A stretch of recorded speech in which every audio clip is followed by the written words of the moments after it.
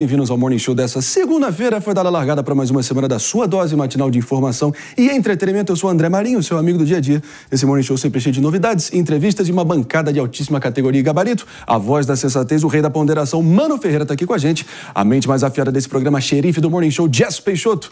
Firme e forte aqui, nosso ponto de apoio jurídico, a nossa autoridade máxima legal, Jesualdo Júnior aqui, para realmente desenrolar o enrolado e também sempre contundente, sempre aguerrido, sempre ácido e provocador, Jota. Está aqui com a gente para agregar e muito. E olha só, pessoal, o dia de hoje é de extrema expectativa no cenário internacional. Podemos realmente ver passos definitivos rumo a uma paz ali no leste europeu. Isso porque o presidente dos Estados Unidos, Donald Trump, receberá nessa segunda-feira na Casa Branca o presidente ucraniano Volodymyr Zelensky e líderes de alto escalão da União Europeia vão acompanhar esse encontro de perto. Para que fique claro aqui o contexto, o pano de fundo, pessoal, Trump vem pressionando Zelensky por um acordo com a Rússia, pedindo que os ucranianos desistam da Crimeia, por exemplo, invadida ali nos idos de 2014 pela Rússia, e não se junte à OTAN. A Europa não vê bem essas exigências com bons olhos, obviamente, mas é aquilo, né, pessoal? É isso que a gente tem que contextualizar, que enquanto tudo isso está acontecendo, a Rússia fez um ataque com drones numa área residencial na Ucrânia nos últimos dias e a Hungria vem acusando a Ucrânia de ter atacado um oleoduto russo que abastecia o país húngaro. E em resposta, o chanceler ucraniano Andriy Sybiha disse que a Hungria pode, aqui eu abro aspas, pode mandar suas reclamações à Rússia. Ou seja, será que as conversas dessa segunda vão avançar para o final da guerra? Enfim, o sempre transacional e o sempre... Só um segundo, por favor, a gente segue adiante aqui. O sempre transacional Donald Trump, né, que, enfim, opera sempre com a lógica dos negócios, Jess Peixoto, ele vem colocando em termos principalmente de... Podem criticá-lo, amá-lo, odiá-lo, mas o fato é o seguinte, parece que ele realmente detesta o conceito de guerra. Seja por ele estar realmente vislumbrando o Nobel da Paz que ele tanto anseia, mas parece que é algo constante nos pronunciamentos e nas atitudes dele ao longo do tempo. Queria te ouvir nesse sentido, porque ele quer acabar o morticínio, mas a que preço diplomático e territorial para a Ucrânia? Esse é o X da questão, né? Eu acho que é muito mais fácil negociar com o território dos outros do que com o seu próprio, né? Eu acho que se fosse uma invasão aos Estados Unidos, o Trump jamais teria a resposta e a forma de lidar, de possibilidade de se aceitar um território que foi tomado, sequestrado por um agente invasor que está sequestrando a Ucrânia já há algum tempo, que é a Rússia. Então existe aí uma configuração também de força do próprio Zelensky em relação a não querer abrir mão desse território. Vale mencionar que nesse encontro são várias nações que estarão também participando, que estarão ali presentes nesse tópico e que é de amplo interesse, porque são nações europeias. Então, França, Itália, Alemanha, a própria Comissão Europeia estará lá presente. Por quê? Para possivelmente lidar com possíveis tensões do próprio Trump com o Zelensky. Algo que já aconteceu no passado, quando o assunto foi a guerra que a Rússia promove dentro da Ucrânia. Vale ver o que vai acontecer, mas a minha grande pergunta é, será que o sorriso do Trump vai ser tão feliz vendo o Zelensky como foi nesse último final de semana, nessa última semana, encontrando com o Vladimir Putin? Sim. Eis a questão. Agora a gente segue adiante aqui, até para entender melhor o que realmente está posto. Melhor que ninguém, o nosso querido Luca Bassani, diretamente do velho continente, para poder agregar muito nessa contextualização do que está posto, né, Bassani? A gente lembra aqui, né, que o doutor Tancredo de Almeida Neves, o melhor presidente que o Brasil não teve, ele dizia que eu prefiro marcar as reuniões quando tudo já está decidido. A gente imagina que essa movimentação de corpos diplomáticos grandes, de tantas potências rumo a Washington, realmente é difícil imaginar que não sairia algo minimamente concreto desse movimento todo. Essa é a expectativa ou segue sendo uma terra de ninguém? Como é que você está vendo isso? Bom dia a você, Marinha, a todos que nos acompanham nessa nova semana aqui no Morning Show. É um encontro muito esperado. São vários líderes europeus, 7 deles, incluindo o secretário-geral da OTAN, o Mark Rutte, a presidente da Comissão Europeia, Ursula von der Leyen, e outros líderes nacionais.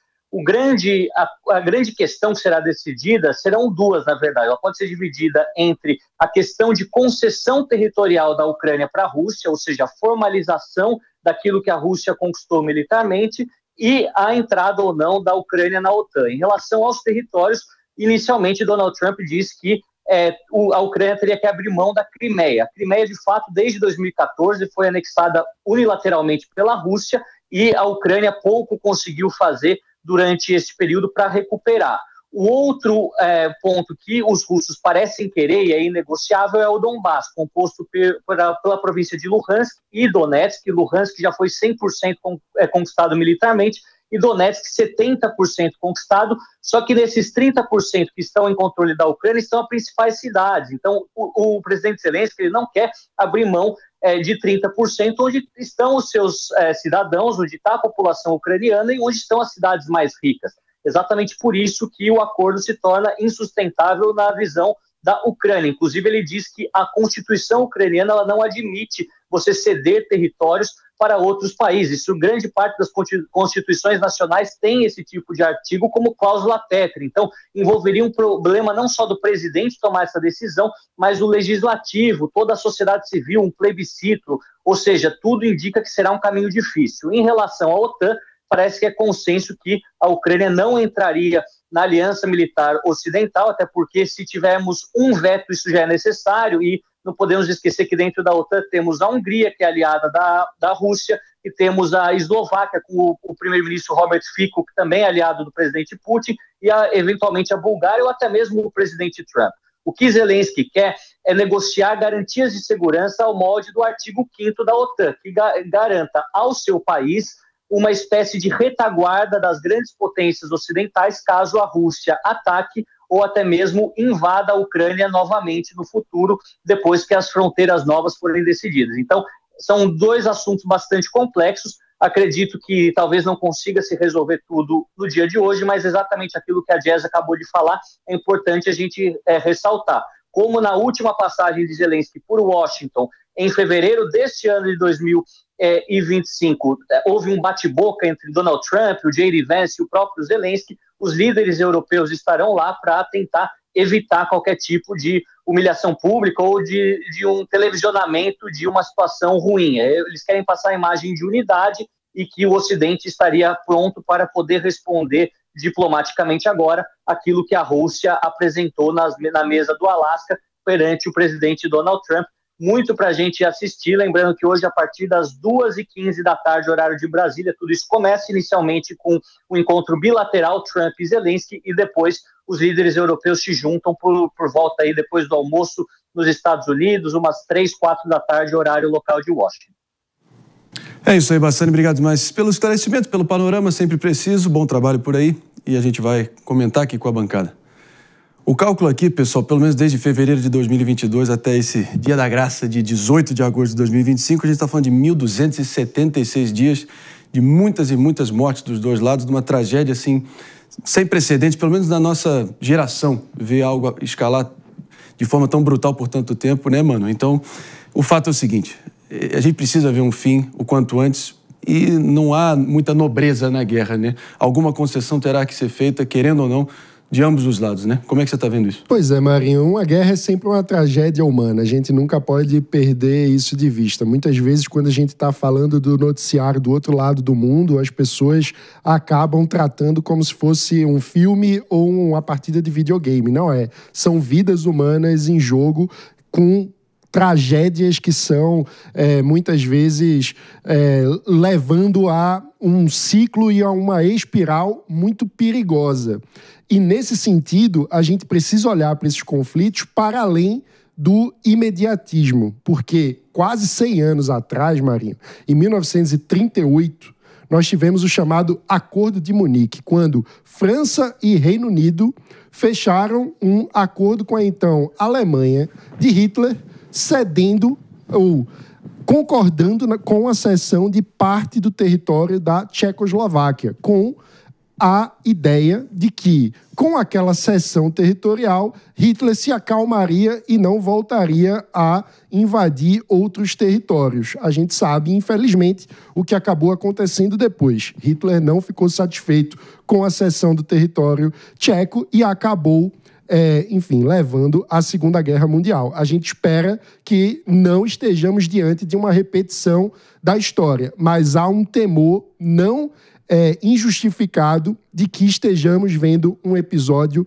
muito parecido. Inclusive, essa é uma preocupação de líderes europeus. Até que ponto ceder a Putin agora não será uma repetição dessa tragédia? Porque Putin é movido, todos sabemos, pela ideologia de recomposição do que ele acredita ser a grande Rússia, que seria o direito russo de ter um território expandido. E aí há diferentes interpretações. Numa dessas, a recomposição da grande Rússia seria a recomposição do Império Soviético. E aí vale lembrar, chega até metade de Berlim. O tal artigo 5º ali no tratado ali da OTAN, no acordo entre todos os países envolvidos, Jota, é de que basicamente mexeu com todos e todo mundo tem que se defender na hora do vamos ver. Resumindo aqui para o bom português. Agora, talvez o que o Trump está tentando ensaiar é que haja uma espécie de acordo político-jurídico de proteção da Ucrânia, meio que à la carte, meio que à parte e à la carte, que não necessariamente façam com que a Ucrânia realmente entre na OTAN e tenha acesso a todas as benesses e garantias. Alguma garantia teria, né? E trazer o dinheiro europeu de proteção da Ucrânia para os próximos décadas e tempos ali de forma definitiva. Você acha que isso é suficiente? Porque até na Constituição ucraniana veda você ceder territorialmente, mesmo num contexto de guerra, né? Então é um impasse sem precedentes. Mas você está farejando por qual lado aqui? Qual que você acha mais provável? Bom dia, André. Bom dia a todos. Olha, André, para ser bem sincero, eu tô sentindo um cheiro de confusão aí, e eu concordo muito com a fala recente do Mano, em que fala sobre essa expansão da Rússia, que por vezes esse acordo pode trazer como incentivo. Eu, sinceramente, tenho sinceras dúvidas acerca de como será o posicionamento do presidente Trump, que recado que ele está dando de forma internacional, a partir do momento em que há uma guerra, há um presidente, a atuação do presidente Zelensky, do ponto de vista internacional, era louvado por grande parte das potências mundiais, e de uma hora para outra a gente passa a discutir apenas a cessão do território, apenas a cessão por parte do acordo da parte da Ucrânia. Então, qual é o benefício que a Ucrânia tem nesse acordo? Me parece muito mais aquele acordo que um entra com o pé e outro entra com a nádega. A princípio, qual é a parte que a Ucrânia sai como vencedor? Que recado que o Trump está trazendo para outros países que venham a ter um posicionamento imperialista de expansão dos seus territórios, a partir do momento que somente a Rússia sai beneficiada? Estamos todos cansados dessa guerra? Sim, estamos todos. Mas será que vale a pena a gente abrir mão de um acordo em que ambos os lados saiam tanto beneficiados quanto prejudicados numa tentativa de realmente zerar o jogo, zerar o game, a fim de beneficiar apenas a Rússia? A gente viu esse encontro entre a relação ali entre o Trump e o Putin, os dois estavam sorrindo um pro outro, né? Eu não sei que o mel que o Putin tem, que todo mundo chega perto dele, passa a adorá-lo. Então, eu vejo esse encontro como muita preocupação. Cabe ressaltar também, André, que não está se falando sobre um quarto dos fundos da Ucrânia, uma região muito especial, tá quase dando a cozinha. E quem garante que hoje tem a cozinha e daqui a pouco, de repente, o Putin não vai estar querendo invadir outros espaços da Ucrânia e a gente vai discutir uma nova guerra em meses ou em poucos anos. Então a gente tem que olhar esse acordo com muito cuidado e com muita responsabilidade.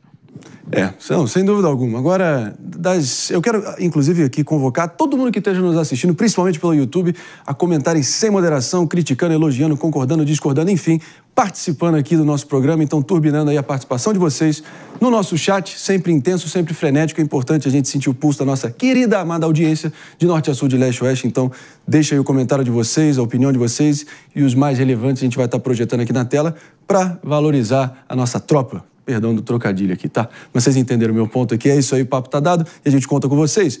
Girando aqui, porque eu quero ouvir o Gesualdo também, pelo seguinte. Acho que das leituras mais equivocadas de quem é o Donald Trump é meramente dizer ele é um isolacionista, como se ele se furtasse de se envolver mundo afora, né? Acho que, principalmente, o envolvimento ali na questão de Israel e do Irã é a prova cabal de que não é o caso, né? Mas ele é um sujeito contábil, né? Acho que na cabeça dele está entrando qual será o custo operacional de seguir com essa tal guerra infinita? Quem é que vai assumir as garantias? Qual é o custo? Então, ele tentando trazer esse pragmatismo contábil, por assim dizer, para a mesa, mas claro, muitos interesses envolvidos, né? Agora, quem é que vai assumir essa bucha? Basicamente, eu acho que é a pergunta 001 que vai estar pairando ali em Washington. E você? Muito mais que isolacionista, ela é intervencionista. Bom dia, Marinho, bom dia a todos, bom dia, audiência da PAN. E eu vejo nesse pseudo-acordo que está sendo feito, né? Na verdade, não é acordo. A Ucrânia cede tudo e a Rússia ganha o que quer. Eu vejo um segundo momento, um segundo elemento. O Putin é extremamente estrategista, foi espião da KGB, sabe atuar com a falsidade como poucos. E o que ele vê ali? O que ninguém disse é que, entre outras coisas, a imposição que o Putin fez foi de que a língua russa se tornasse oficial na Ucrânia e que a Igreja Ortodoxa Russa também fosse aceita na Ucrânia. Portanto, ele passa a haver uma dominação, inclusive, cultural.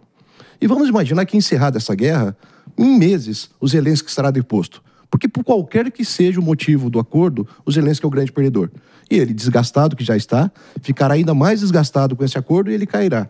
Uma vez que ele caia, é evidente que o Putin influenciará nas eleições da Ucrânia. Ele dominará a Ucrânia através de um estado fantoche que se tornará, como é o Uzbequistão, como é o Cazaquistão.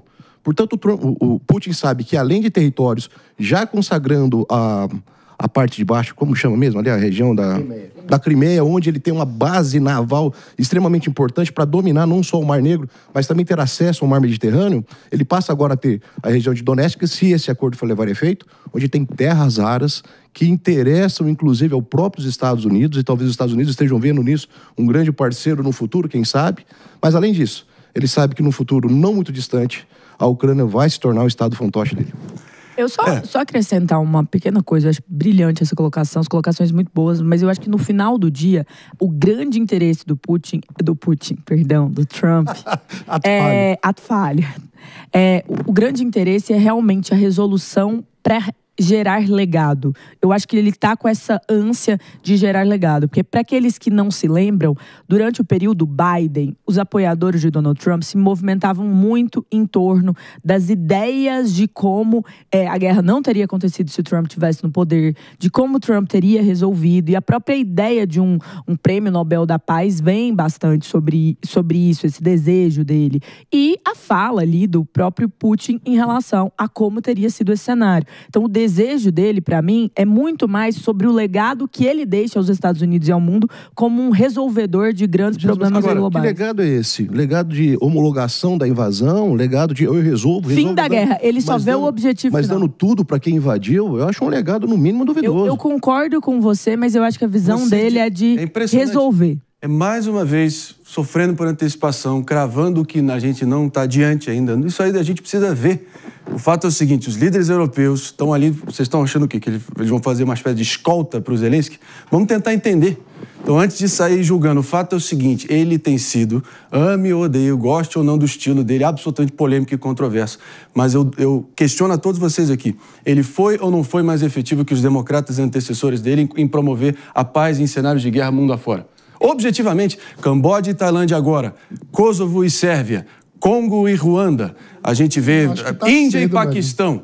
Camboja e Tailândia acabaram de fazer uma mega homenagem para ele. Então é o seguinte, esse realismo pragmático dele, por mais que muitos possam ver como delírio ou truculência, tem sido muito mais efetivo do que multilateralismo e palavras melifluosas em grandes tratados internacionais. Então, pode ser que tenha funcionado melhor que o estilo dos seus predecessores. Eu prefiro dar o benefício da dúvida e ver o que vai ser possível. Se a gente vier a ver uma invasão da China sobre Taiwan... Aconteceu até agora? Não, mas se isso acontecer... Isso é a bancada do CI. A bancada do CI. André, mas relações internacionais não é... A bancada do CI. Não é o jogo de war. Sempre passando a mão na cabeça do invasor, como Gesualdo, por exemplo, no caso de Israel. Eu acabei de citar 5 concertos de guerra onde a intervenção direta dele acabou, de alguma forma, aliviando a tensão lá e caminhando rumo à paz. A gente precisa pensar no longo prazo, isso é um jogo continuado. A questão é essa, que o jogo não acaba na partida. O jogo é longo. Relações internacionais não são feitas com um tweet na rede social. Relações internacionais têm continuidade. Claro. E o ponto é, quais são as regras que estão guiando essa continuidade? A lógica por detrás disso. É a questão central. Porque quando a lógica obedece o mais forte e o mais fraco...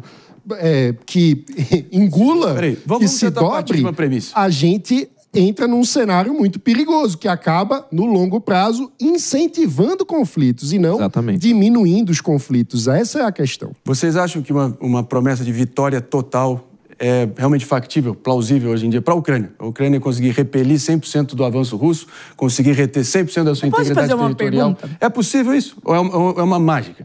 é uma mágica impossível diante Era possível que a Tchecoslováquia tivesse uma vitória sobre Hitler? Não. Era válido que eles lutassem por isso? Sim. Eu acho que esse é o ponto. Um povo tem direito até de perder uma guerra. Deixa eu só focar aqui, por favor. Então, me perdoa, Jess. A gente, claro, vai seguir estimulando esse debate aqui, até porque especialistas de peso, conhecedores da causa, estarão se juntando a nós aqui e a gente vai poder seguir estimulando o debate. 10h.